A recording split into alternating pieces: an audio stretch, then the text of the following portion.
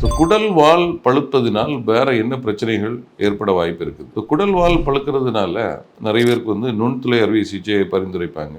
Laparoscopic அப்பெண்டெக்டமி சொல்லுவாங்களா, கொஞ்சம் wait பண்ணி பார்க்கலாமே. இப்போ ஒரு மைல்ட் ஃபார்ம் ஆஃப் இன்ஃபெக்ஷன் அப்படின்னா அது நாள்பட போக போக அது குரோனிக் இன்ஃபெக்ஷனாக ஆகலாம். சிலருக்கு அது பழுத்து சீழ் கட்டு ஆரம்பித்திருந்தால் அந்த சீழ் வந்து அந்த குடல் வாலை சுற்றி உருவாகி ஆப்சஸ் என்று சொல்லுவோம். அதில் ஒரு பழுப்பு கட்டி மாதிரி அப்பெண்டிகுலர் ஆப்சஸ் உருவாகும். கொஞ்ச நாள் போக போக இந்த அருகில் உள்ள அந்த உறுப்புகள் குடல் எல்லாம் சேர்ந்து அதில் சேர்ந்து ஒட்டி அது ஒரு கல் மாதிரி ஃபார்ம் ஆகும். அதான் அப்பெண்டிகுலர் மாஸ் என்று சொல்லுவோம். இந்த மாதிரி மாஸ் ஃபார்ம் பண்ண பிறகு அதை வந்து பிரித்து எடுக்கும்போது சில சமயம் அந்த அருகில் உள்ள குடல் எல்லாம் சேதமாகிறதுக்கான வாய்ப்புகள் உண்டு. இந்த வீக்கம் அடைந்து அது ரப்சர் ஆகும், பொட்டி அதனால் வரக்கூடிய கழிவுகள் நச்சுக்கள் வந்து வயிறு ஃபுல்லாக ஸ்ப்ரெட் ஆகி வயிற்றில் இன்ஃபெக்ஷன் ஆகி பெரிட்டோனைட்டிஸ் என்கிற இன்ஃபெக்ஷன் வந்து ஏற்படுது.